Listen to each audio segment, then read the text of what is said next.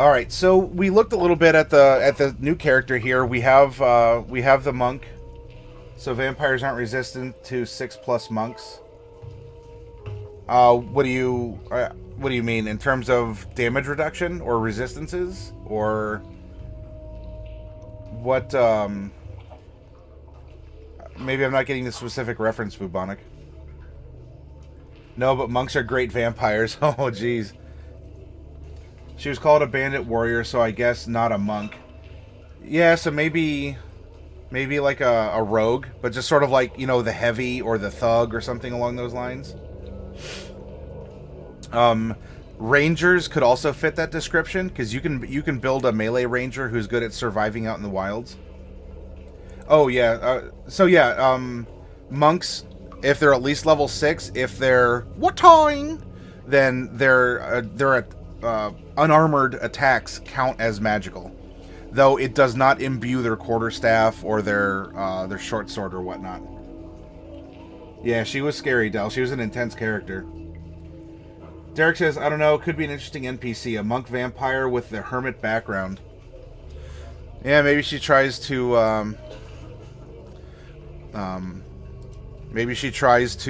internalize her mortal struggle, something along those lines. Kind of going back to Vampire the Masquerade, Derek, because I know that you said that, but in that system, there's a really good saying that that goes, "A beast I am, yet lest a beast I become," and that's a way of saying realize who you are and what you are. That way, it's under your control, and you don't just then become the bad thing. Doing bad things and being bad can conceptually be different. And actually, Derek, that's a beast I am, lest a beast I become. And that is actually a good segue into what we're going to be talking about here. About what is evil. As a DM, what makes a villain evil? What makes a country evil? What makes a religion evil? That kind of a thing. And this is a very good addition here.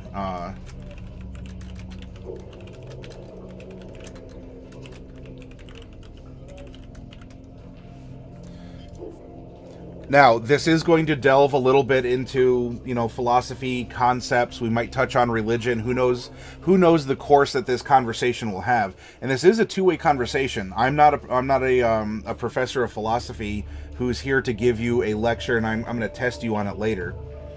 I'm a guy who apparently has a cat behind me right now, and I'm going to bring up concepts, things to think about. If you are a DM and you're presenting someone or something or an idea that's evil, what makes it evil?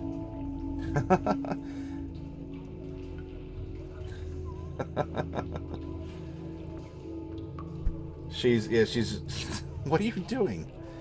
She's just off camera. All right, so now she's behind the monitor, and she's probably gonna like reach around or underneath and kind of go, hey, look at me. No, don't touch me. Hey, look at me. Okay, so that is a warning that I'm not going to be, I will bring up these topics. We all have different sensitivities and thresholds to philosophies, religion. We could say politics, because politics is a blend of a lot of this stuff too. Your two cats tried to sniff the cat through the monitor. Aw. So werewolf isn't resistant to her punches also. That's going to depend on the monster manual entry, Bubonic. Hey, Derek, that's fine. Go get food, get some tea, pet your cats. A vampire monk. Dio Brando. Oh, yeah.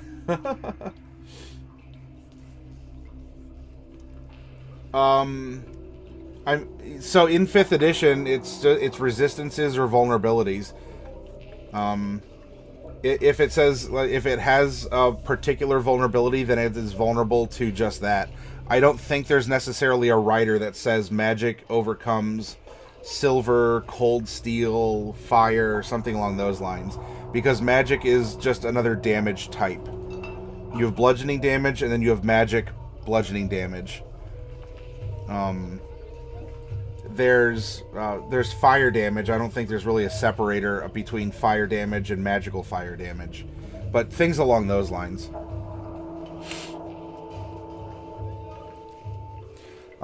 So A good quote to start us off in this conversation is, in religion... werewolves is what I'm wondering about.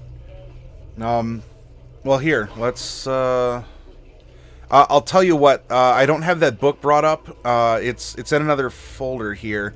Bubonic, if you could hang on a second, I will... that's going to depend on their monster entry, Bubonic. I can bring them up in the monster manual, and we can go over that sort of thing.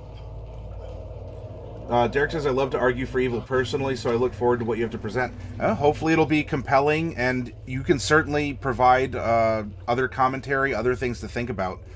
You have DM experience, and this is an open conversation. Again, this stream, we're a bunch of nerds hanging around a table in a game store. Kind of having a public but remote session with each other.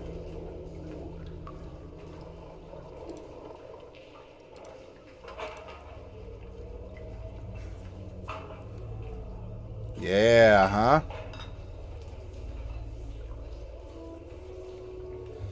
King gets it.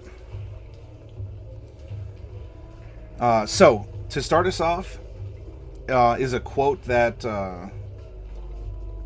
well, I guess you could say, a beast I am, lest a beast I become. That's a topic we can weave into it. In religion, the ego manifests as the devil, and of course, no one realizes how smart the ego is, because it created the devil so you could blame someone else. There is no such thing as an external enemy, no matter what that voice in your head is telling you. All perception of an enemy is a projection of the ego as an enemy. I bring this up in the context of evil, as we see traditionally, historically, religiously, philosophically, devils as representations of evil. They are manifestations, they are anthropomorphized forms of evil. This is making the argument that devils don't exist, but in your mind. It is a way of you projecting this fight or flight onto someone or something else, because it's challenging your ego, it's challenging who you are, it's testing you, making you feel uncomfortable, maybe even making you feel afraid. And fear, you know, if you have a phobia, it's an extreme or especially an irrational fear or an irrational aversion to something. It doesn't make sense, it's not logical, it's just a quick application of an instinct. Damage immunities, bludgeoning, piercing, and slashing damage from non-magical weapons that aren't silvered.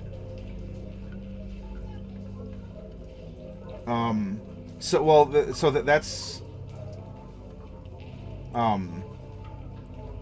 if you have a non-magical weapon that is silvered, you'll be doing. So let's say you have a silvered short sword.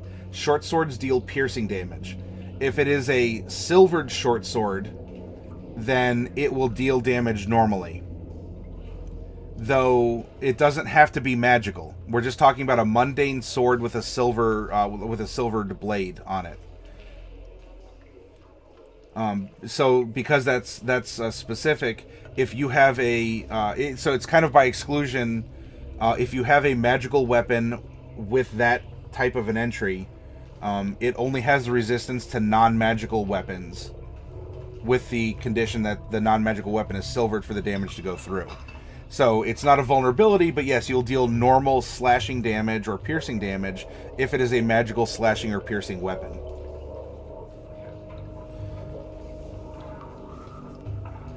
But it doesn't have to be silvered and magic in order to deal normal damage. Bubonic.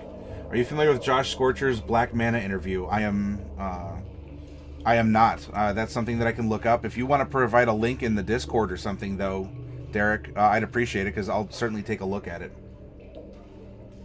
Yes, a normal silvered weapon will deal damage, its damage type normally. A magic weapon will deal its damage normally. Thank you, Derek. And so, evil is a matter of perspective. You know, I can make a little, like, what is evil in my humble opinion, or something along these lines. This is my perspective of evil and how I run it. Evil is something that we see as an external force to us. we see as something, well, I'm not an evil person. Again, how many people wake up in the morning and say, I'm a bad guy and I got to do bad guy stuff. I'm evil. That's not always the case. There are some cases, yeah, because people can be completely bonkers. King says, next time I get a DM who's stingy on the magic equipment, I'll have to make a monk. Yeah, magic damage for days. Bubonic says, this is the entry for vampires' damage resistances, necrotic, bludgeoning, piercing, and slashing from non-magical weapons. So, any necrotic damage will be halved, and non-magical weapons, even if they're silvered, will only be half damage. Yeah, these stupid earphones. I gotta figure out why they're resetting so often. Oh, it's so annoying. I'm sorry if it's bleeping and blooping for you every, 5 minutes, 10 minutes? Oh, gosh. Anyway. Grumble, grumble. First world problems. Why aren't my LED glowing earphones? Anyway. So many times we tend to blame bad things on external forces, on gods, on other people, on luck or fate. It's this projection. We don't want to be evil, but evil stuff happens to us. Why does evil exist? Why? It has to be the work of someone else, because who would want bad stuff to happen? It's a matter of perspective. And so through religion and philosophy, through acts of even acts of war in a civil, even if we went into a secular civil society, if you're declaring war on a neighboring country, why are you doing that? Well, clearly they're a threat to you in some way. They could be a physical threat, and of course, who would want to hurt our innocent people? Who would want to threaten us? We are simple, shepherds and merchants and sailors. That's an easy statement, because really maybe your nation is warmongering and manufactures weapons or something along those lines. But you put the moral justification out there of, we're not the bad guys, they're the bad guys. They're threatening to kick in our doors and do we talked about Conan a little earlier. Conan the Barbarian. What are the three things that are good in life? And that was to oh shoot, I should have this in the front of my brain. It was like to rout your enemies, or like defeat your enemies, see them driven before you, and hear the lamentations of their women.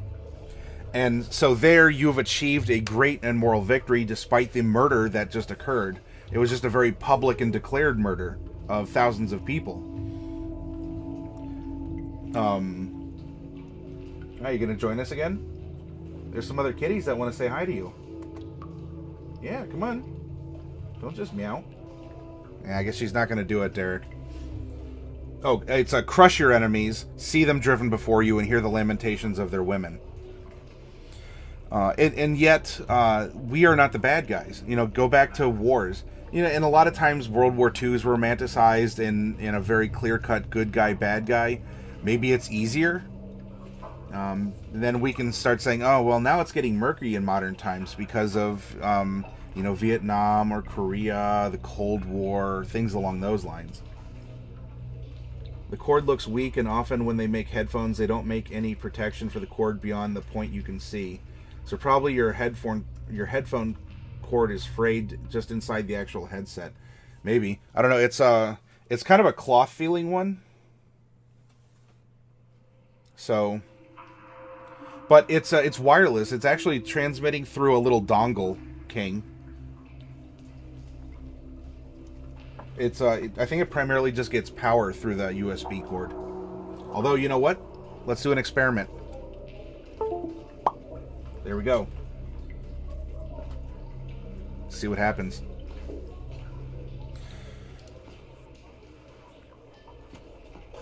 And this is why we, in this channel before, have discussed, well, I'm playing a lawful good character. What does that mean? Or what does an evil character really do? If it's wireless, is anyone running a microwave? No, not nearby.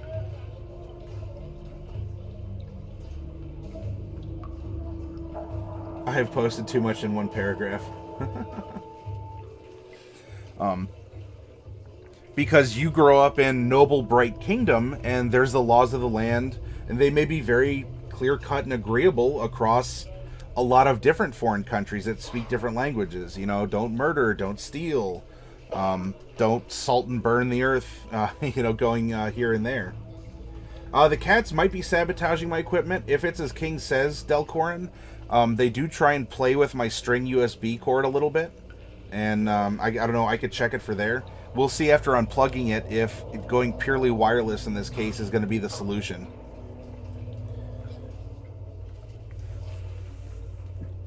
So really, we're looking at evil is an external force. Evil oftentimes is something that is an unknown. And unknown things cause fear. They cause this fight or flight. If you have never handled a tarantula before, you could be very scared to just reach in and pick up a tarantula outside of a terrarium.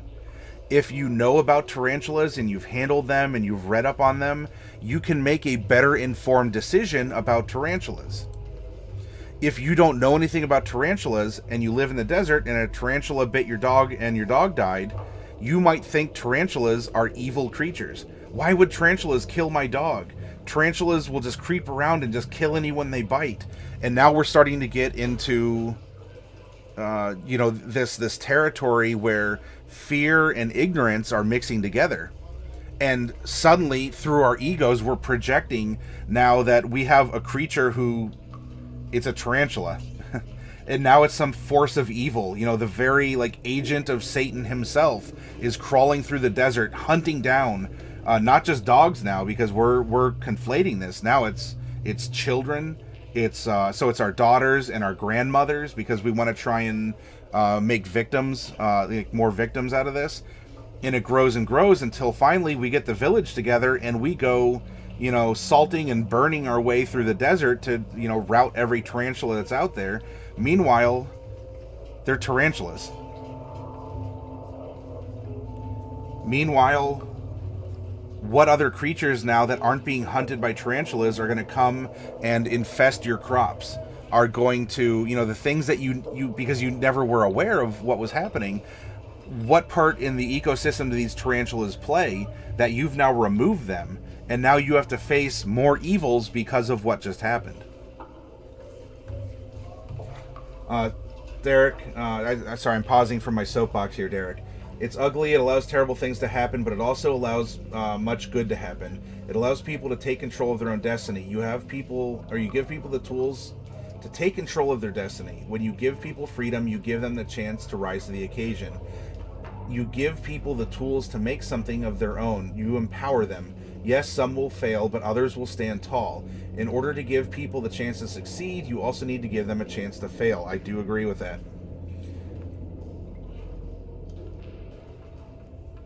To check the program settings, says Dell.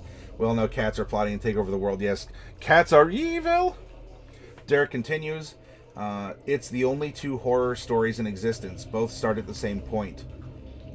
Shaman says, at the fire, you know where evil is? It's out there. It's out there in the dark, waiting for you to fall into its domain. Or the shaman says, you know where evil is? It's inside each of us around the fire. It's the voice of impulse and the struggle against it. Bubonic says, with chaotic evil, let's call it something else. An example is diabolic evil. Let's look at what a diabolic person would do and how they see the world. And Bubonic says, 1, rarely keeps his word. 2, lie and cheat anyone. 3, most certainly attack or kill an unarmed foe. 4, use harm and kill an innocent without a second thought for any reason.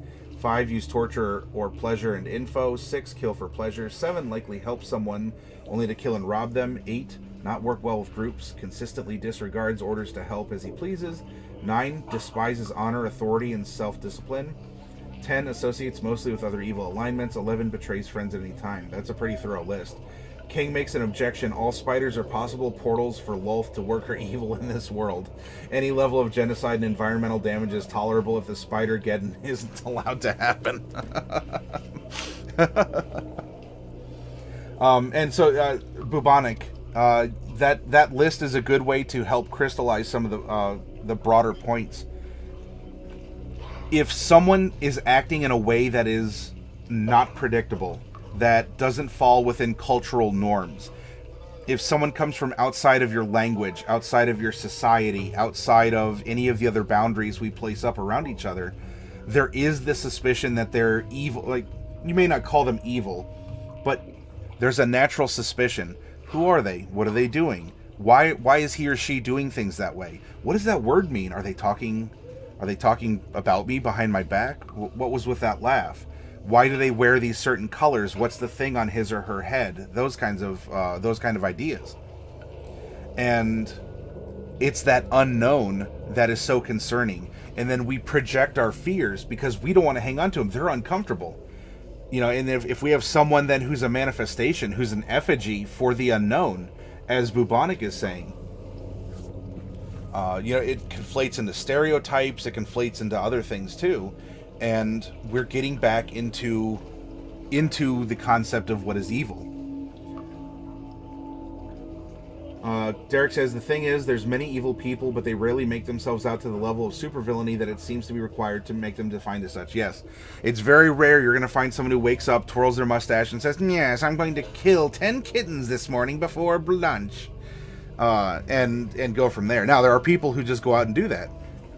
I mean, that's what, you know, killing neighborhood animals is a sign that you're going to go on to be some sort of sociopath serial killer. And that also goes back to why we consider people like that to be evil. We like living, we like holding onto our lives and having that kind of destiny and that kind of control. And I'm going to use the point that you made, Derek, as a springboard off of this idea too. And so they're evil because they take that control away. They take that that predictability away. They take they disenfranchise us. They emasculate us from our own agency in our own world. And because they're hurting us in that way, whether real or perceived, they are evil people. If you murder someone, that is an act of evil because you've imposed your own selfish desires for pleasure, for fun, for sport, for revenge. Maybe because you are just... Oh, are you going to come up and say hi? Maybe you are, you know, just... You're missing brain chemicals, and so biologically you cannot process, you know, these other cultural standards. You know, meanwhile, you have other cultures and religions and philosophies. Look at what old Sparta, deformed babies. You know, babies with mental disorders, physical disorders, were killed. They're thrown off of a cliff, and that was seen as a mercy. That was a beneficial thing for a child to go through because it would save them from a life of hardship and for the greater good of society. Now, in today's world, you might have people argue, yeah, we should probably not allow for people with different cognitive or congenital disorders, you know, to reproduce or to allow these kids to grow up because they're a burden on society. You know, how far have we come, or what's the culture's thinking? There's other cultures in today's present world of, well, as of this broadcast, 2018, you know, they throw certain people off of roofs because of, you know, their lifestyle. And, because they're seen as evil, right? They're not acting within the predictable realms of that culture.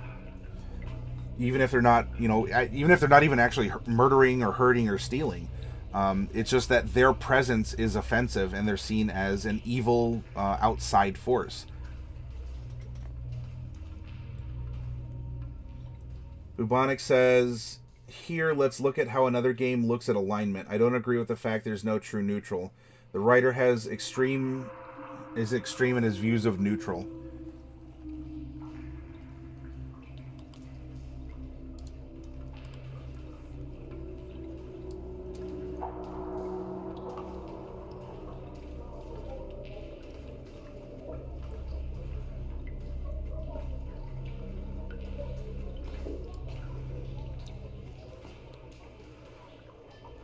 Yeah.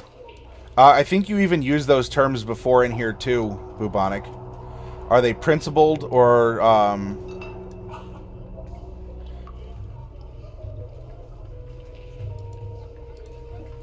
Okay. See, I'm evil. I use an ad blocker. I'm the evil one this whole time. Who would have suspected? What a twist.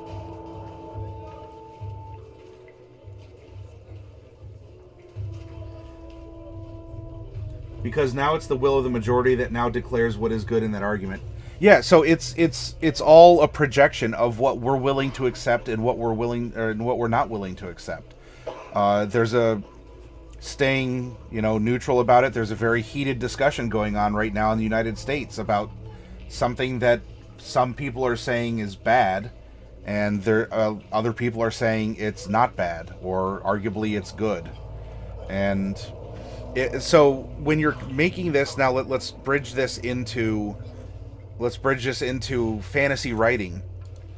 An evil character is someone who has a conviction to do something that is more selfish, that is willing to do what it takes. The ends justify the means. I'm willing to work. Well, and this is where we can get into lawful, neutral, or chaotic. But I'm willing to work with or against society. I'll be the loose cannon, chaotic, evil person. I will be the plotting, planning, the min-maxing munchkin of laws in order to maximize personal gain. And that's what many of us can see as lawful evil. There's some in our country who would see like corporatists or whatever, like fat cats on Wall Street, to be lawful evil. They're not doing anything illegal, but what they're doing is immoral. Not necessarily selfish. We may call it that, but you can be completely selfless and completely evil. It comes down to the matter of perspective, in my opinion, Derek. I agree. In fact, we made a character last week that was neutral evil. He was a hired killer. Everyone he kills, he thinks he's bringing down tyrants. He himself doesn't view himself as evil. He sees himself as a force of good and someone who's willing to step up and has the strength to actually make a difference in the world. Though to the greater world, the greater campaign world, he's evil. He's willing to kill people in this instance. Like, to go out of his way and kill people, not even in self-defense. Yeah, very few will view themselves as evil. I completely agree. And that's why, in our country, or rather in states in this country, we have the death penalty that's reserved for people who have been proven beyond a shadow of a doubt that they committed premeditated murder with, some kind of intention or prejudice or something already in mind. Because it was so thought out. Like, they woke up that day, they said, I am evil and I am going to do something bad, and then they went out and did it. And probably didn't even show remorse for it. They might have even been glad. And so they're getting this extreme punishment in return. Oh, here, I'll scroll down a little bit. If you all have been reading the post here that Bubonic shared. So we have good alignments and selfish alignments, and then here's evil in this case.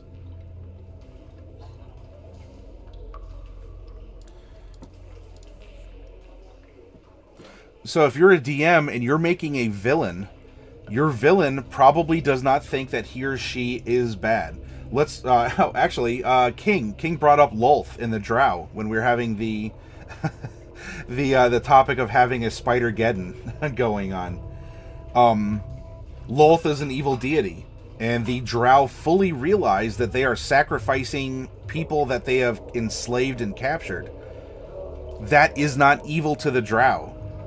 It's common, it's necessary in order to get these blessings from their goddess. It's a part of their way of life. And it's the people who live above ground that are the evil ones. The ones that, they spite, and that they're the ones who always hate the Drow, even though it's the behavior of the Drow that are seemingly what's causing the hate. Want an interview with a Drow priestess? Just ask the question. I think that's why I prefer the humanity system over the alignment system. So, Derek, are you talking about humanity like in Vampire the Masquerade? Like how humane you are as compared to how much you fall into the beast? Oh, okay, yep. That whole a beast I am, lest a beast I become. So in Vampire the Masquerade, right, you have to arguably do evil things. You have to drink the blood of other people in order to survive. And you have to live in this society, and you have to live with yourself for doing it.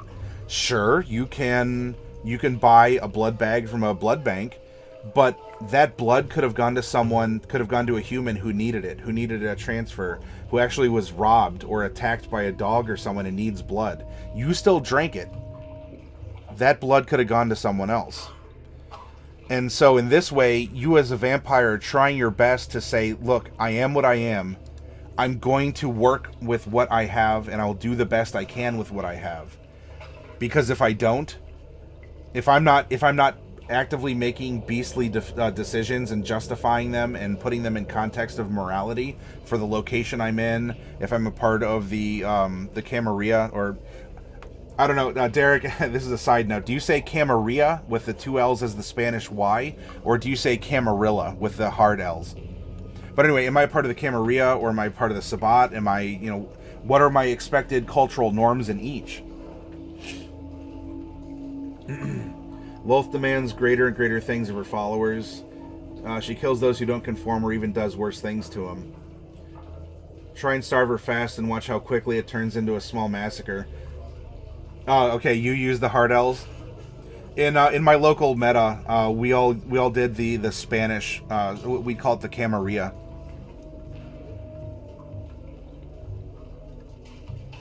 You use soft L's when you're playing an elder. Oh, that's an interesting cultural break too. Gods should be above the alignment strictures in D&D as they don't follow the same rules as lesser beings.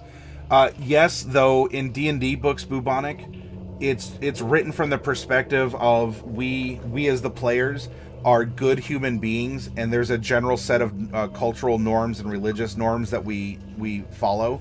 And so Lolth is described as a chaotic evil goddess because she demands murder and slavery and all these other things that we define as bad. That way it puts a flavor on it, right? It tells us, well, she's bad, and so we need to run her as a bad goddess.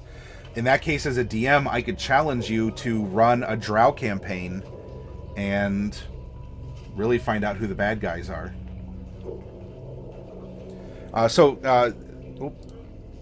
Those who survive are strong. They're strong because they benefit society, and they're going to create a better world. They're going to have stronger offspring. Their thoughts and ideals have proven themselves. They've been dashed against the rocks, and the rocks are the ones that have fallen before them. And you want to promote that in your society. We go back to South American Indian sacrifice, to the gods. We would see that as an evil act, but for them, it was, it could have been an honor. Whoa, I'm the virgin daughter of a farmer. I'm gonna get sacrificed, and I'm gonna bring a bounty to the crops. Yeah, I'm gonna march up that pyramid, and I'm gonna offer myself to my old gods, and I'll happily take the knife, because it means, as you're standing on top of the pyramid, right? We have this symbolism that's built in. You're a commoner, you've never been on this pyramid before, you're told that you're going to do something special. You look and see the entire village, 1,000, 2,000 people have gathered, and they're all relying on you, and you probably don't have education or schooling beyond this, and so you're like, yeah, I'm the one, I'm going to go meet the gods and say, can you please make it rain? And sure enough, you go, everyone cheers, and it's a wonderful, happy day, and there's singing and dancing, and the farmer who sacrificed his virgin daughter probably gets a nice payout and the respect of his neighbors, and life continues for everyone else. We view that as barbaric in today's society. That was, yeah, hey, I want to be the virgin farmer, or something like that. Why not just say she's bad and that she does as she damn well pleases and expects bad things from her followers? Well, because that's a little too concise and not as flavorful as probably what they want. But again, badness is in the eye of the people who are playing. If we're playing a standard D&D game and you're a bunch of young adventurers and you're setting out into the world, and suddenly you see some you're camping at night, you hear some noises, you follow it, and you see you see these dark elves creeping up out of a hidden hatch in the ground, and they go and they're gone for a while, and when they're coming back, they've kind of like black bagged people, and so there's a couple people squirming on their shoulders if they're not outright unconscious because they use poison, and and take them back down almost like trapdoor spiders. So there you go, King. There's another spider reference. They draw them back down in order to be eaten by their goddess, by them, to feed to a monster, in order to perform labor. Hey, Romonger, you're back. We're doing really well. We're having a good philosophical conversation on the nature of evil.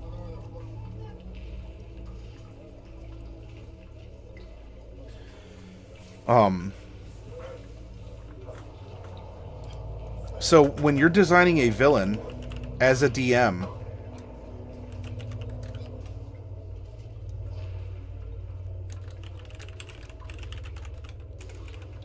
your villain will have some sort of a goal that's greater than most other things or people. That they are willing to do what it takes in order to get that goal. They're willing to either legally just step on people and plot and work up the social or corporate or religious ladder. They're willing to make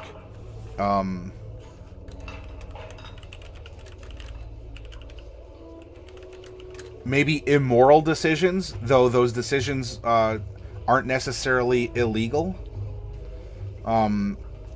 They're going outside of the cultural norms and expectations, right? They're an outsider to culture. How are they differentiating themselves from the rest of society? How can you make a totem upon which your players can project their fears of the unknown? Oh, what? A dude just wants to kill people? Or he wants to invade my country? Who would want to do that? He must be some mad king or something in order to go up against our noble, proud, our noble, bright guards. They must be a grimdark kingdom next door. Lawful evil is fun. I think the term you're looking for is cutthroat. In terms of a villain, a good trait for a villain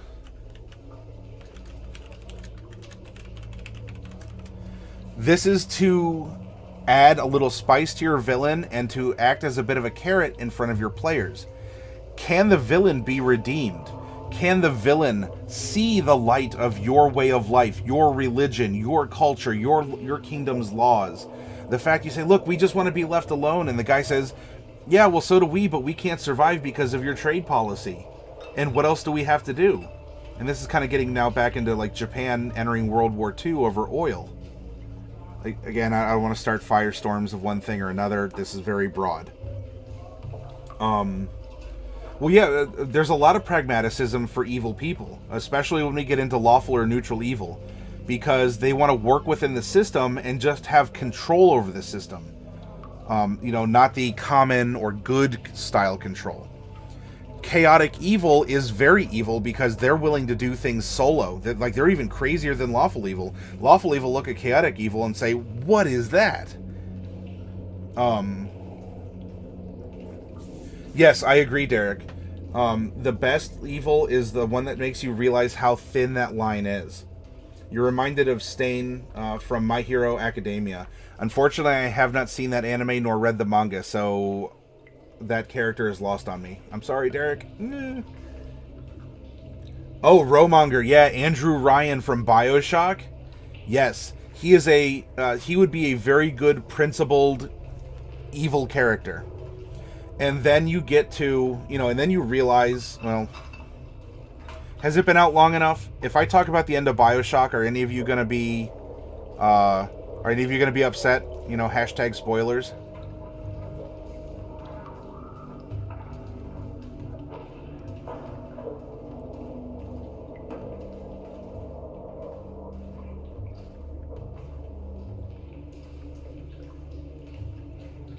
Yeah, it is over 10 years old. Delcorin, you.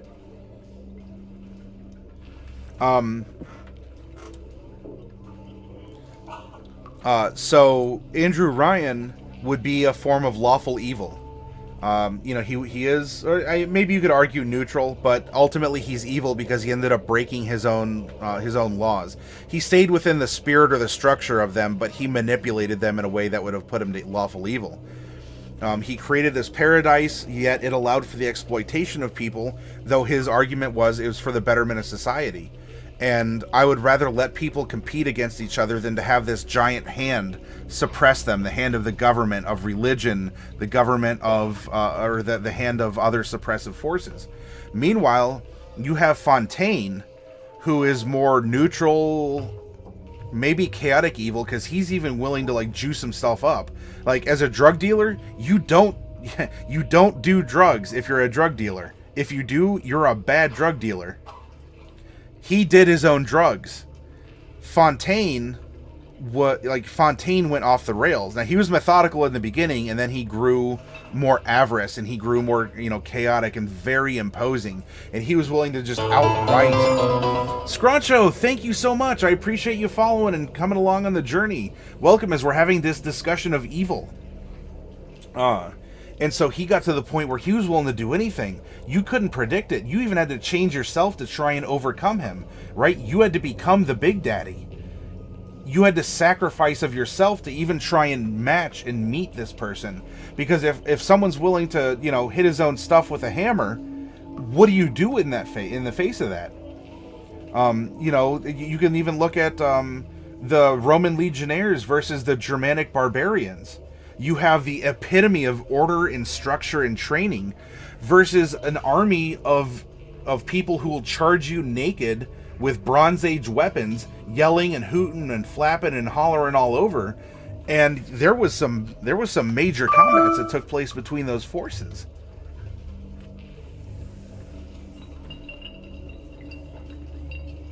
Bubonic, I'll read that in a second here. Derek says, hero is a title reserved for those who perform truly great feats. Too many are undeserving, just money worshippers playing hero. Until the society wakes up and rectifies itself, I'll continue to do my work. Okay, so that's the villain in My Hero Academia you're talking about.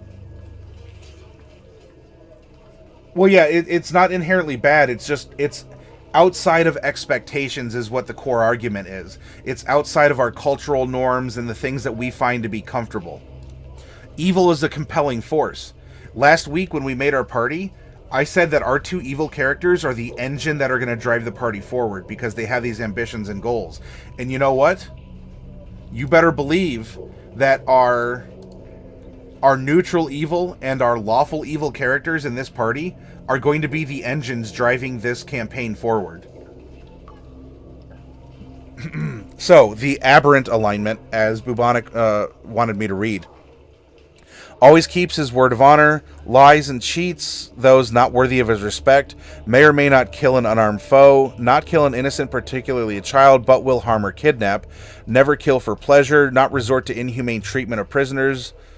Torture, although distasteful, is necessary means of extracting info. Never torture for pleasure. May or may not help someone in need. Works with others to attain his goals. Respects honor and self-discipline, and never betrays a friend. So you get, he has a personal code of honor, but that allows for torture. That allows for things. And now we're getting into, it's for the greater good. And the greater good argument leads to a lot of evil outcomes. There's that old expression about good intentions. Good intentions pave the pathway to hell. A lot of people who want to do good things end up in this situation. Let's talk Berserk. If any of you are familiar with that manga or anime, hopefully so. There's a character who gets a vision from an old crone who gives him a particular item that's important to him. And in this vision, it shows that his end destination is a castle, and he sees himself as a great ruler and leader. The path leading up to this castle is cobbled by all of his dead friends. Everyone he's stepping on, literally and metaphorically, in order to achieve his goal. Every cobblestone is a slain body. Someone who died on the battlefield under him, or who was working for him, under him, or someone who is working against him, preventing him from getting to that goal. They all became stepping stones to achieve this greatness. And he wasn't evil. He didn't have these aspirations of, yes, I'm going to suppress the people and tax them into oblivion. Because a lot of those style of villains have no concept of economics or sense or continuity. They want to do it for the thrill, the rush. They want to conquer. This is where we get into not this can be a sensitive topic for some. Let's keep it in context.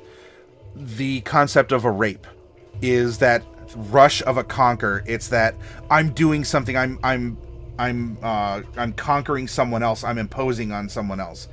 Now that's in the sexual fashion, though that concept is taken then for those who assert themselves in murder or usurpation. Especially if there's not even really a justifiable, if you're not even trying to justify why you're doing it to just prove yourself. I'm strong, I'm better, I'm gonna do it. That is that kind of aberrant behavior, not aberrant as for the definition of what we're talking about here, but that's that crazy wackadoodle notion of, what is this guy doing?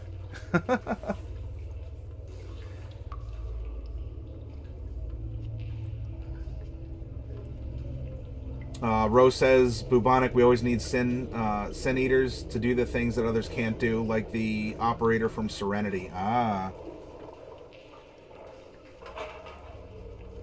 Hence, the no honor among thieves is wrong, because some thieves are very honorable and will stomp on the most evil of people who won't at least conform slightly to societies. That's true. It's also job security. So it is, a little selfish in that regard, even if they are acting selflessly. Derek says the other part is, we're in a world where the straight black and white no longer works. This is where the issue becomes how we go about defining the difference. This is why I always ask people playing evil, where is the good in this person? Where is the light that contrasts in this damn soul?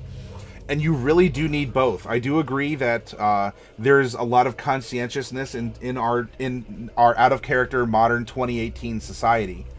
A lot of shades of gray, and I don't just mean the books and movies. And so it's difficult to find your way through darkness without points of light. And evil is necessary. You cannot have good without evil. And I'm not going to get into the hackneyed, way overdone Star Wars and all of the other stuff like that. There's that one Disney has a TV show about its cartoon characters. It's a live action one. They're real people who live in a town and kind of face over stuff, and they use darkness and goodness and all this other stuff in a very literal sense. It's kind of contrived in my opinion, but in the face of a tragedy, okay, we can find tragedies every day. There's national tragedies, local ones, there's some that just exist in a household and a neighborhood. Without those kinds of events, how can we appreciate the good moments in life? How can we measure ourselves? How can you say I'm a good person because you don't know what's bad? Otherwise, yes, compared to someone who just will murder someone else, or you look in your local newspaper and you see, over the weekend 3 people were arrested for like beating their wives or something. All of a sudden you can compare and you say, wow, that person's on the margin of society. I'm pretty normal. I'm not the best, but I'm definitely not that person. And so you may not know where you are, but you know where you aren't. And that provides that kind of spacing and that level of justification for your behaviors. And so evil, we can almost say, is the marginal aspects of society. It contains us, if you want to have kind of a scary thought. Those are the extremes that we operate inside of. That's why some people find it exhilarating to be a thrill killer, to be a serial killer, to go on the hunt. You're popping holes in the boundary and you're existing in this unknown realm, in this no man's land of space.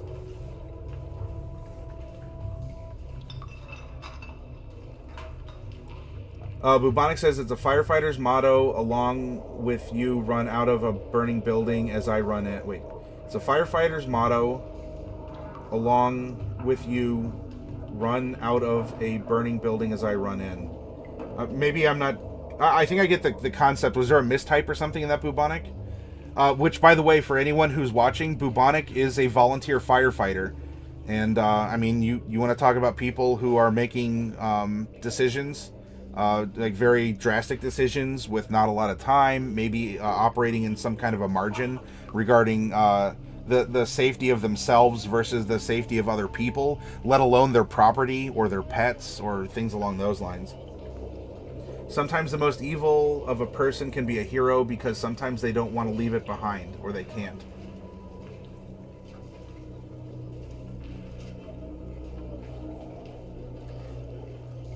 Oh, a soldier jumping on a grenade? Mm-hmm. And look at it this way too.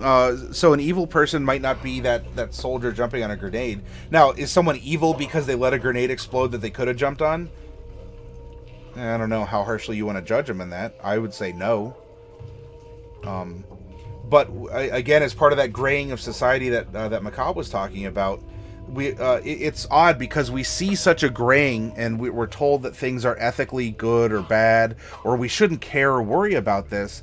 Yet at the same time, can you see how polarized issues are being, and almost how binary it's getting? So that if something isn't good, it has to be bad.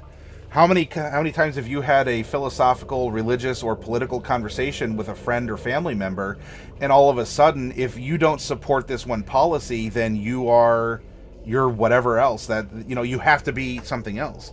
It can't just be not that. It can't just be, it's this weird, you're either with us or against this absolute policy, yet against a contrast, like a spreading of grays instead of black and white. It's completely oxymoronic, and it's baffling. It's in its own way, it's morbidly fascinating for someone like me who pays attention to societal trends and is kind of in the pop culture mix of things. Last time I had that conversation, I got kicked out of my family. Oh, I'm sorry to hear that, Ro. And I'm sorry it came down to, well, if you don't support this, then you're clearly the other thing. When you can just not support something and still be okay with a lot of other things. But hey, if that's it, you don't have to, Ro, but if you want to share that as an example, as we talk about, these projections we have, people who stir our anxieties, people who stir this manifestation of ego, right? We come back here. And it is primarily within a religion, and I'm not picking on one, but we can replace that word with some others. But in religion, the ego manifests as the devil, and of course, no one realizes how smart the ego is, because it created the devil so you could blame someone else. There is no such thing as an external enemy, no matter what that voice in your head is telling you. All perception of an enemy is a projection of the ego on that enemy, or as the enemy. Derek, talking about the villain from My Hero Academia, says, Stain makes it a point that in the world of MHA, the hero is the title they exploit for fame, wealth, money. They do so for ego. They're not doing it because it's the right thing. They are more concerned with the others seeing them doing the right thing. It builds... so they're virtue signaling, I guess is what you're saying, right? I'm a hero, and they're just waving the title around as a flag instead of wearing it as who they are. That's what Stain judges. That's why he kills the fakes, and why he serves as the cracked mirror of true heroes as a judge and jury. Oh, yeah, because he's willing to wear that mantle. He'll take it upon himself. It sounds like he's willing to stand up to heroes and put them in their place and kill them and say, no, heroes are things. Heroes don't wear the t-shirt. That's true heroism is a societal ideal that we look for because our life is so bad. Oh, see, and that's a projection too, right? We want life and stability. We want wealth and happiness. And those are also other projections. Oh, this thing is good. This river is good because it gives us life. The weather is good because it gives us sunshine or rain if we need it, depending on where you're at. And so our concept of good and bad are these projections about what is good for us. Ultimately, we have these selfish seeds planted in us because, honestly, if we can't take care of ourselves, how can we take care of other people? And being social creatures as human beings, we want to be able to take care of other people, whether they're friends, family, children, spouses, and we may even have selfish goals within that. I can invoke Maslow's hierarchy of needs again, and and get that in there because we're operating on different levels.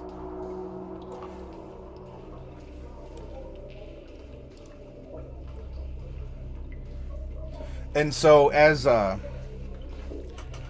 it was pointed out by Derek, if you as a DM can create this broken mirror to your heroes to make them realize, like, not just a hackneyed, let's see, I serve, actually, I think it was King pointed this out, that Paylor in 3.5 was actually a god of evil. An interesting theory itself, and the website was very well written. But I don't know, let's say that Paylor, lawful good, or Heronius, god of paladins, lawful good, You know, the most like lawfully goodly god that there could be, the god of paladins. You know, if we just run it in a shallow fashion, okay, I say that I follow this god, and therefore, because I do, I am just lawful good. That's not necessarily the case. So what is the reflection of that? Then you have Hextor. And, right, yeah, it's Heronius, and Hextor is his brother, who's lawful evil. And is that reflection of, you know, how to use your power, how to actually make differences, and not just serve ungrateful peasants who look at your act and say, oh, whatever, he's a noble, go shove off. But instead, you want results, peasants? I will get you results, but you're going to purchase it not with sentiment and good feelings. You might purchase it in blood. You might purchase it in sweat, but we're going to get it done. And so your villain in a campaign should be compelling. Your villain should make your good guys think. Your villain should be almost a temptation for your good guys to join, because he's being rational in a world of fluffy clouds and ideals. Oh, you know, all babies are beautiful, and blessings and flowers are everywhere, and we have stars in our eyes, and we want a good world and a good society, and everyone should have, you know, everyone should make 2 gold a day instead of 1, and then you have a villain who's maybe just he could be misanthropic, but he could just be the realist and say, no, that's dumb and absurd, and here is cold, hard logic instead of touchy-feely humanity in order to enact these points. You could have a king that's absolutely hated in the land, and he's not a bad guy. He's just making those tough decisions, and no one else wants to help burden the or shoulder the burden, I should say. And then as the campaign progresses, your player characters get knowledge, they get experience. This phobia, woo, it no longer is, you're not operating on the irrational anymore. You're actually operating with information. You know, we get biblical with this, you know, the forbidden fruit is, you know, the seed of knowledge kind of a thing. All of a sudden, you're not living in fear of things that are around you, or rather, you're not fearing the things that you should until you know about it, and you can start making these decisions. So as your game unfolds, bit by bit, you should be building your villain along with the campaign, and by the end of your campaign, your players should be saying, whoa, this guy actually has a really firm grasp of things. I don't know what we should do. And there should be a moment's hesitation. In fact, maybe we should even join him. What he's saying makes a ton of sense. Okay. Sorry, let's go back up here. Ultimately, evil's in the eye of the beholder. Waka waka, right? I know, as is a beauty. Derek says, yeah, and that's why he's a fascinating evil, and the kind of evil I want to see in more games, because it works so well in games. Not bad for bad's sake, but the show of strength, internal conviction, the strength to be the pillar, to the point of change and show an uncomfortable truth. And I think that's the root of all evil. It is an uncomfortable truth.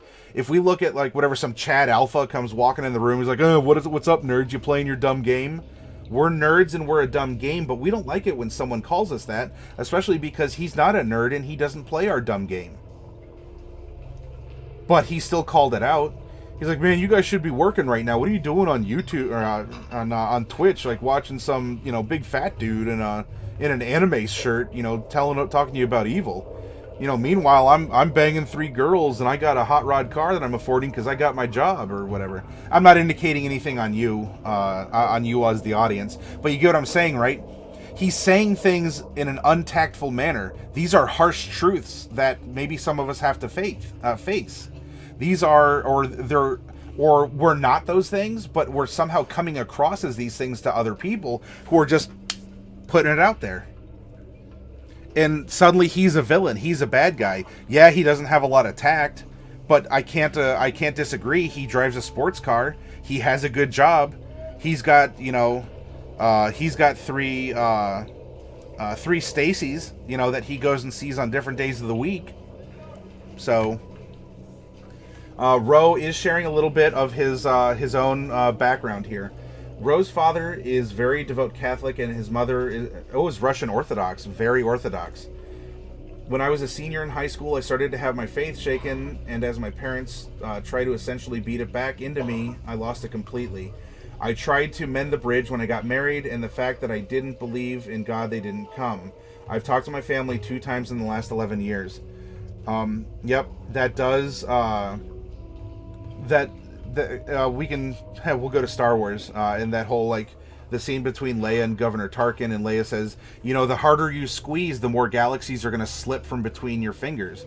And so in this case, Ro, your parents have a very deep faith, and they believe that it works and it's a good lifestyle, and they want that for their child, for their son and you. And when you started to slip away, instead of sort of like letting you learn and come back and find your natural course of things, it sounds like to you they really kind of tightened their grip, and that repelled you away even more, because your choices were being taken from you, or you're feeling pressured. That hand was pressuring on you. And sure enough, it kind of reminds me, Dr. Doom is a very good evil character. Dr. Doom wants to take over the world. He is unrepentant in that desire. Dr. Doom does not want to destroy the world, because he realizes, hey, I need people working, and I need economies, and all I want to do is prove that I can rule the world. I don't even really care about the people. I just want the position of leadership. And so he's using it as a status symbol. And that in part is making him a very compelling villain.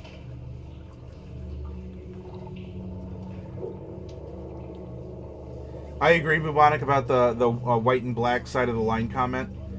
Derek says, this kind of stuff we don't get when playing good. It's why it's difficult to play for me. It doesn't feel interesting. It's not something to explore. It's maintaining a status quo. Well, so I kind of agree with what you're getting at with that comment, Derek. Though as a good character, I think it's great if your DM challenges you with that kind of like tough-talking alpha Chad villain that makes you question your ideals, and then kind of like what we're going back with Romonger, make the decision. Do I want to uphold my cultural norms, my linguistic heritages, or whatever? Do I want to go back now, having experimented outside of it, after having been challenged with other thoughts and learnings and ideals and philosophies? Will I willingly go back and wholeheartedly embrace it, knowing I can do something else? Because now in economic terms, we have what's called opportunity cost. Or am I going to be forced or compelled otherwise?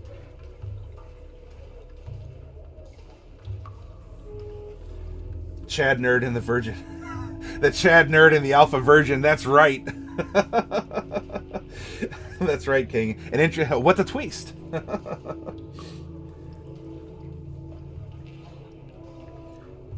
So yeah, I do agree, Derek. Good characters should have a good challenge. Heck, I live in Ohio, and while I live near the lake, if you go a little further south, toward the middle of Ohio, you get into Amish country.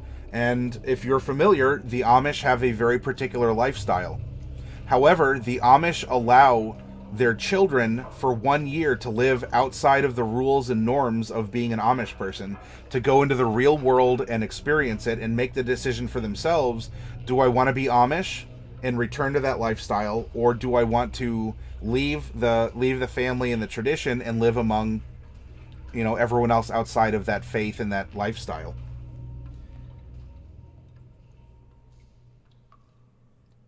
Reminded me title of a Lamb of God song. Now you got something to die for. Bubonic says, sometimes doing what's wrong or bad is the right way to do it.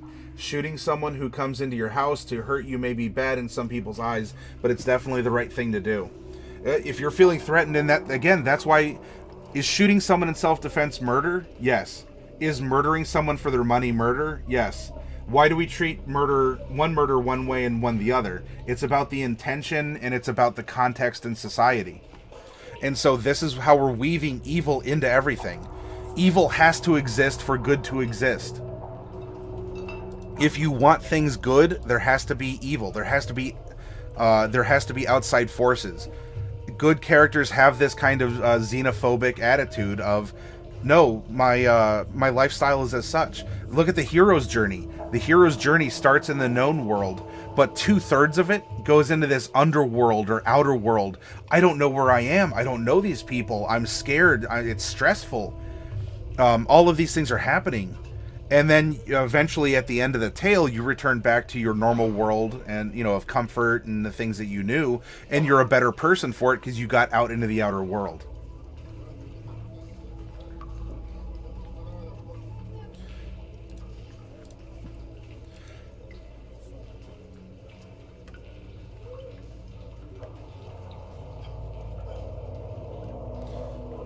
In fact,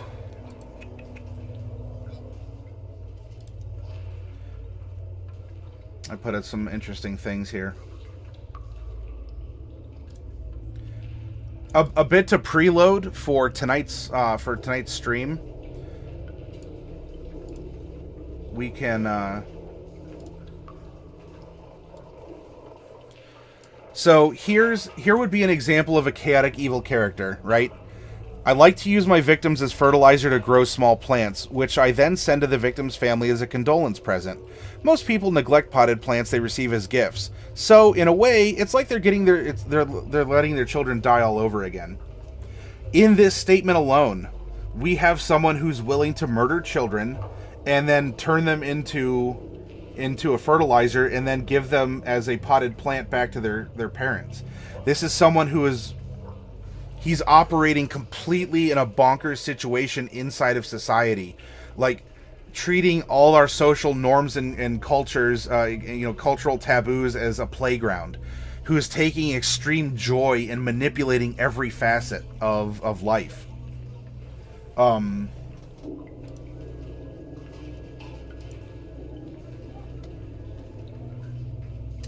Let's see. Sorry, you guys are you're making good points. I want to make sure I'm hitting them up in chat.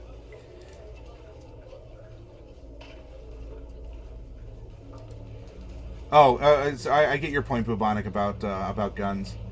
Derek says, my philosophy takes that everyone's selfish as given. If everyone else is selfish, you have to be selfish yourself. If you truly try to be selfless in a selfish society, guess what? You get taken advantage of. My philosophy is that no one will look out for you better than you. You are more motivated than anyone to make sure you have the things you need. The only way to get ahead is to act as your own advocate. And and that's why many people, that's a compelling reason why many people go in to be defense lawyers. And they'll actually argue on behalf of people who have drug addiction and other people who are in this basic survival mode where they're stealing. Yeah, it's for a drug habit, but they're stealing because what else are they going to do? Die of exposure? Do some of these other things. And of course, we can take it beyond there. I was using that as one example. But that's true. How can you take care of other people if you can't take care of yourself? Now, how much you take care of yourself and at the expense of how many other people are where we kind of go back and forth. Romonger says, you should have seen when my parents found out I read the Quran, they actually used the word blasphemy. And apparently Romonger is lawful evil. Just don't start advocating for Noma Sharia.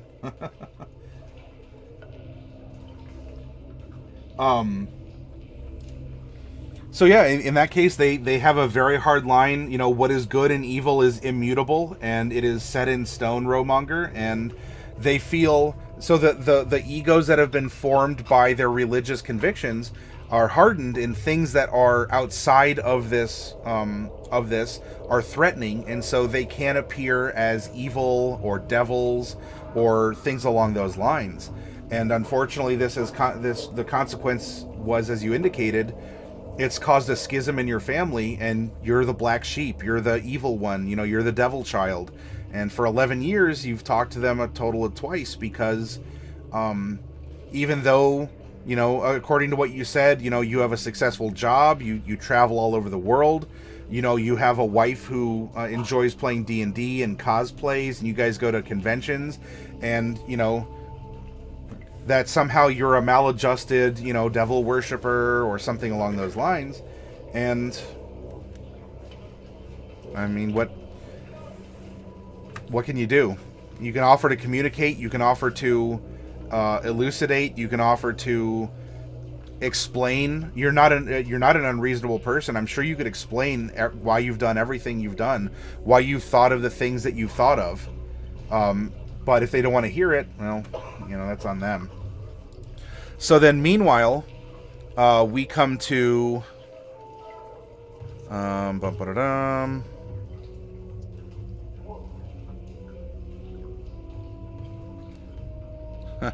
kind of on the note of evil, right? It makes you think. Even villains might have time to sit back and contemplate and be like, what am I doing? I've wasted all this time, you know, gathering things for a big death ray, but do I really need one? What am I going to do with the world after I make a death ray? Will someone else make a bigger death ray than me?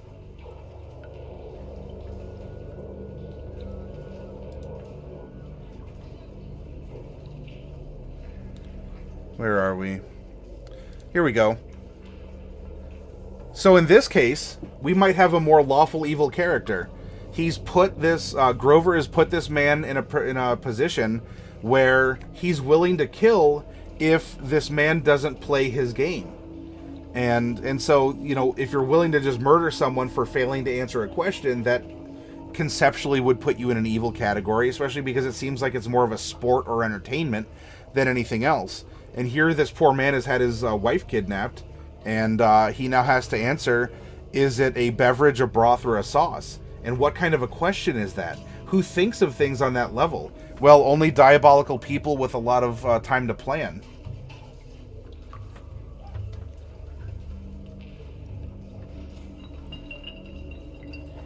Bubonic says, I've always seen myself as heavily close to chaotic neutral or the most unprincipled person you've met. This explains me to a T.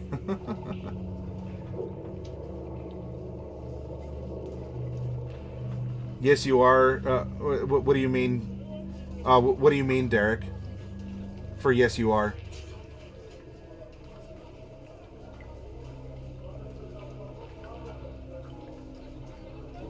This is bubonic monsters in the house. Oh, okay. So we have votes for a broth. Oh, your comment about people who think about that. Oh, so yeah. So I've built my death ray, and what am I gonna do with it now?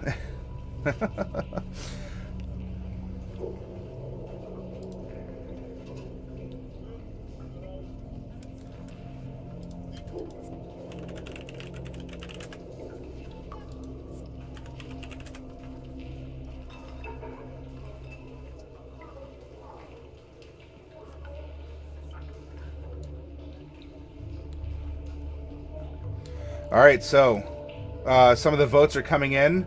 We have broth. We have a vote for beverage.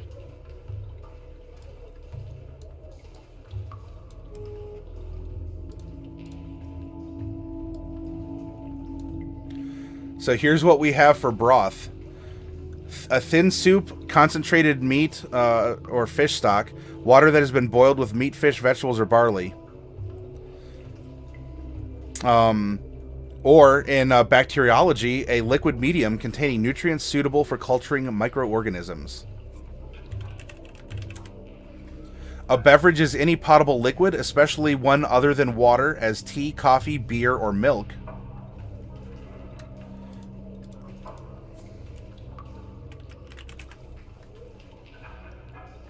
Any preparation, usually liquid or semi-liquid, eaten as a gravy or as a relish accompanying food.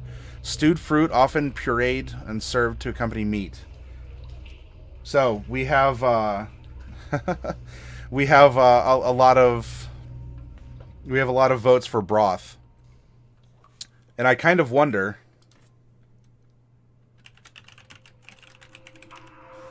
Look at that autofill, right? And let's go.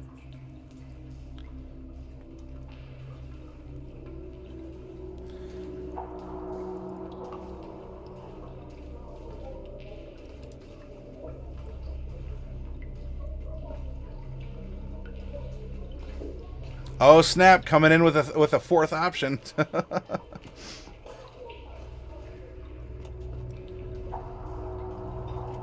Now we're arguing for context.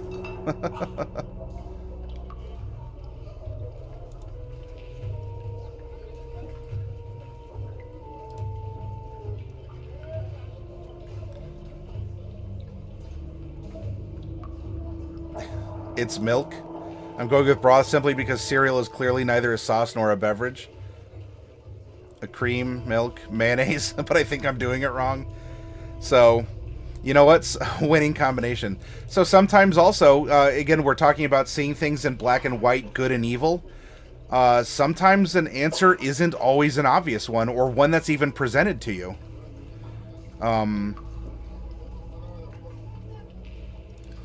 And a good exercise for this kind of thing, and by the way, I saw Rowmonger wants to start building a death ray. Just remember, Rowmonger, if you can build a death ray, there's someone out there who will build a bigger and more deadly ray than you. And then what's going to happen? And also, after you use your death ray, what's going to happen to you? What's going to happen to it? You know, is there anyone left in the world alive to even enjoy afterwards? Yeah, think outside the box.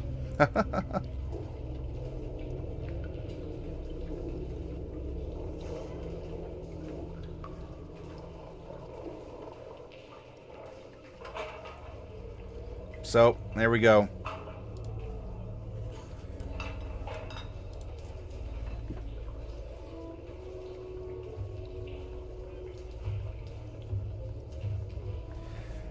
Derek quotes, "Tell me, if the so-called moralists were truly selfless, why are they asking others to be selfless? The truly selfless would not ask his fellow man to sacrifice of themselves. The more I hear about morals, the more selfish I realize they truly are." Now, is that from the podcast that you linked to?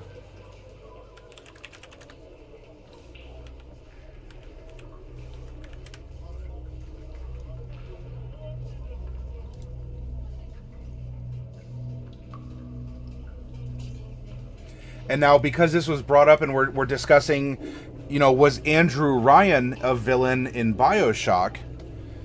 Can we look at his inspiration and ask, by the way, a Moe Blob Paladin?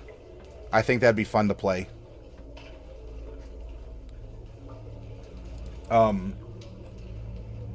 Actually, Rowmonger, look at that. I was 2 steps ahead of you, or I'm 10 seconds behind you, however you want to measure that. I had this pulled up, so we're communicating.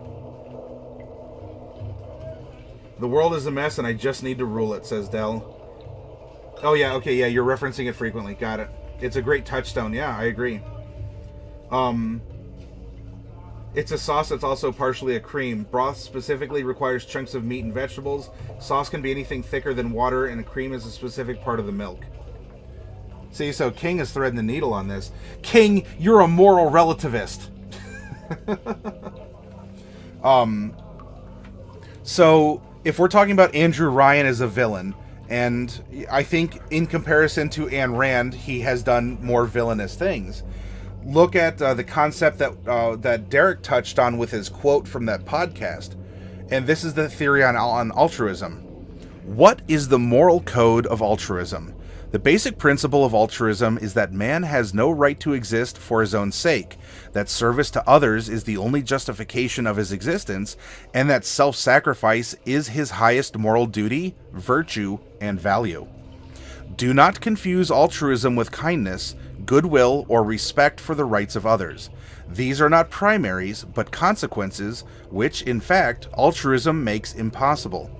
The irreducible primary of altruism, the basic absolute, is self-sacrifice, which means self-immolation, self-abnegation, self-denial, self-destruction, which means the self as a standard of evil, the selfless as the standard of good. Do not hide behind such superficialities as whether you should or should not give a dime to a beggar. That is not the issue. The issue is whether you do or do not have the right to exist without giving him that dime. The issue is whether you must keep buying your life, dime by dime, from any beggar who might choose to approach you. The issue is whether the needs of others is the first mortgage on your life and the moral purpose of your existence. The issue is whether the man is to be regarded as a sacrificial animal. Any man of self-esteem will answer no. Altruism says yes.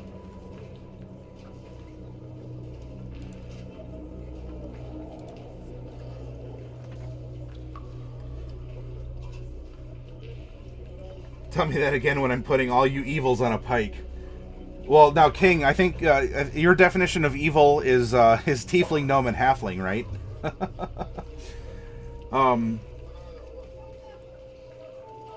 Check the third part of the definition of broth. It follows for milk and cereal. I can bring that up in a second here. Are you familiar with the poem For Whom the Bell Tolls? It's an interesting take on altruism. I'm familiar with it, in that I know that I've heard of it. I don't know the last time I read it.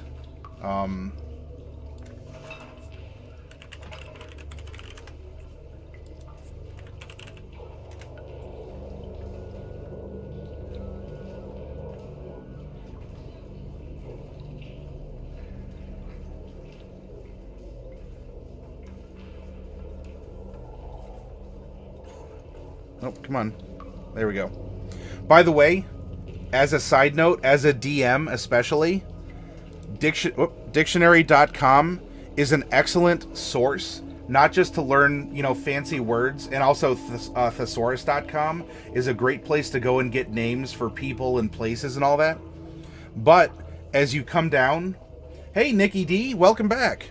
As you come down and it gives you the etymology of the word, it can help you to come up with other words or sort of speak in an accent or name things in a different way. So, for instance, here as we're talking about broth, as in terms of that example of evil, Middle English, Old English, cognate with the Old Norse broth, Old High German brod, akin to brew.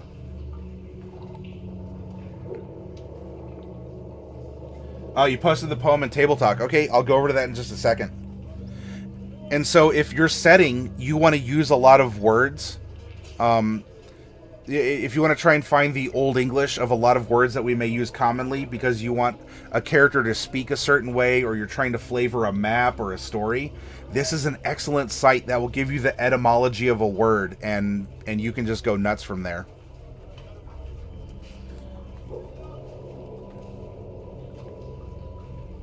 Any unnatural abominations upon humankind are default evil. Now, are we talking are half-elves and half-orcs unnatural abominations?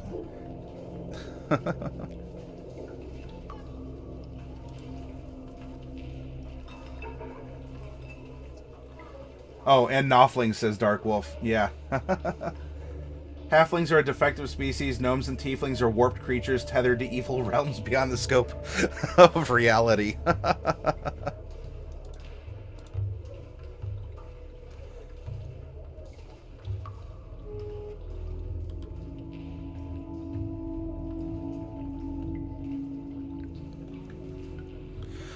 No man is an island, entire of himself. Each is a piece of the continent, a part of the main. If a clod be washed away by the sea, Europe is the less, as well as if a promontory were, as well as if a manor of thine own, or of thine friends were. I'm sorry if I'm not reading this in the proper cadence. Each man's death diminishes me, for I am involved in mankind. Therefore send not to know for whom the bell tolls, it tolls for thee. These famous words by John Donne were not originally written as a poem. Passage is taken from a 1624 Meditation 17 from Devotions Upon Emergent Occasions and is prose. Thank you for sharing that. I'll leave that up there for a second.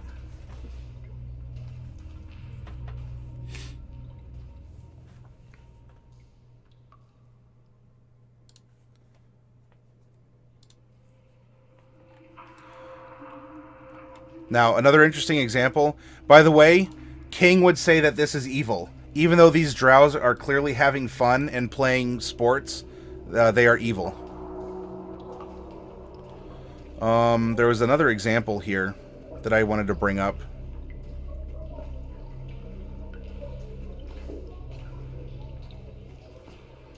King and I were sharing a ton of stuff earlier too. If any of you haven't gone in here to lurk in the picture section, then it'd be a lot of fun to do. Here we go. Now, this is a character from the James Cameron Avatar movie, And if you're familiar with Avatar, it's humans versus native aliens on a planet, and the humans are out to get a substance called unobtainium, which makes things float and is, it's very expensive. And so this is a speech by, the human commander, and here we can judge, is he evil? Who's right and who's wrong? We're humans and we're doing our thing. These aliens on their planet are doing theirs. And so, is he evil? Because in the movie, he's the bad guy. But is he really a bad guy? Or are we going back to this, he's this alpha Chad character, he's willing to just say it like it is, and he, damn the consequences. He's just going to say it. Spare us your pity, alien. You gush about your connection with nature, your primal wisdom, but what has it brought you? Where are your marvels of engineering, your voyages of discovery, your great insight into the nature of the universe?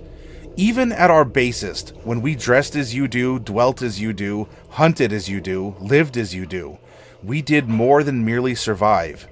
We built wonders. We made great journeys. We forged epics. You have not. You speak so proudly of the plugs dangling from your skulls, little realizing that they are but strings and you puppets. What little you have accomplished you attribute to the wisdom of your goddess, who is nothing but the voices of your dead echoing for all eternity. She moors you to the past, serving as a leash that keeps you as little better than apes, sad parodies of civilization that lack the special spark to become something more. We have come to your world in search of resources. Whether your actions drive us back, or we take what we want and move on, the outcome is the same. We will depart from your wretched planet, leaving you behind. And in 1,000 years, you will not have changed from this contact with another world. You will remain in your trees, hunting your prey, communing with your goddess, until your sun burns out and your world dies. And above your tomb, the stars will belong to us. Is he a bad guy? Is he right or wrong?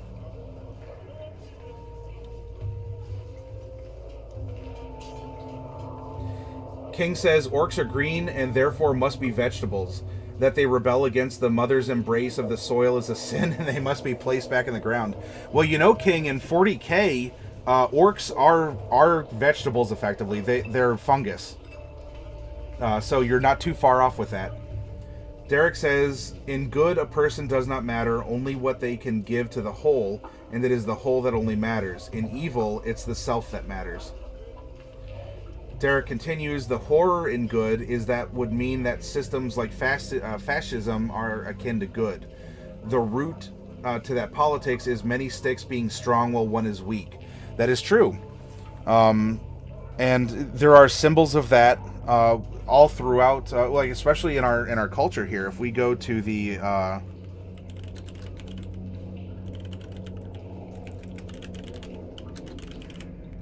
me find it here.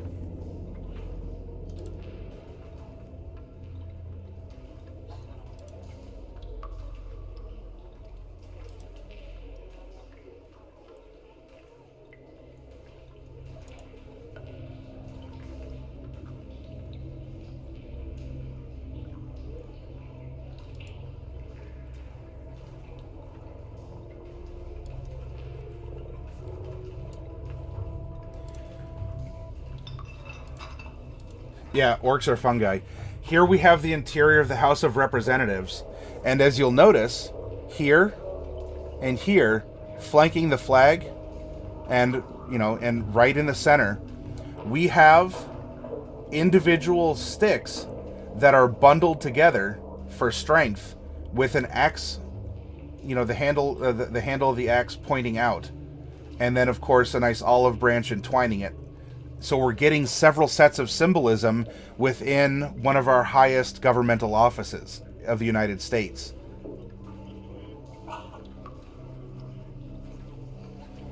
And you can find this symbolism all over.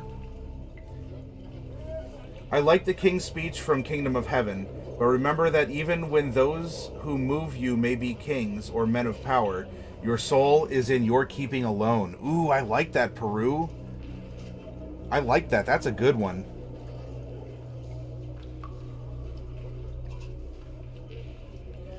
Bubonic says, well, I think that's close to being a debatable premise, but it comes down to one thing.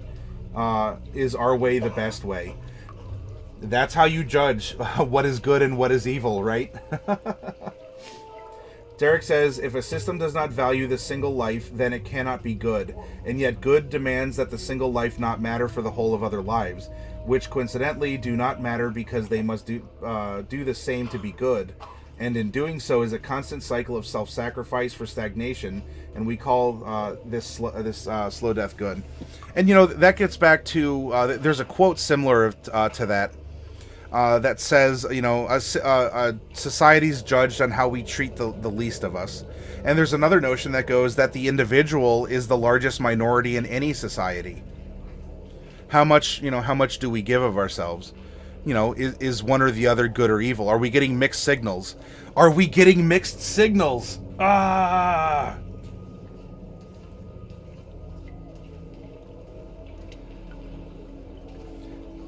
Now, of course, you know, DMs don't railroad your PCs because this happens. This is good. This is evil. Okay, so what about this option? No. But you can't do anything else.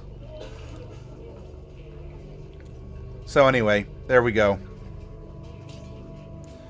Lots of fun. Hopefully this has been a really good conversation. You know, that this conversation has got you all thinking about the nature of evil, about running an evil character, because that's why it's been brought up on this channel. A good player can run an evil character. Good DMs can run, you know, very good evil-themed campaigns, can manage evil parties, or provide a villain that is extremely compelling and maybe even heartbreaking in some way or another.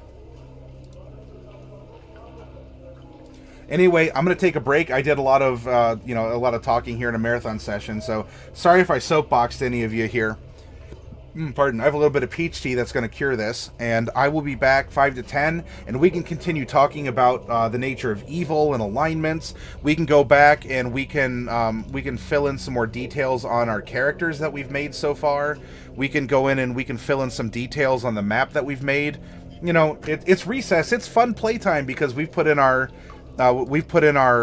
work up here, and so we'll play for the rest of the evening.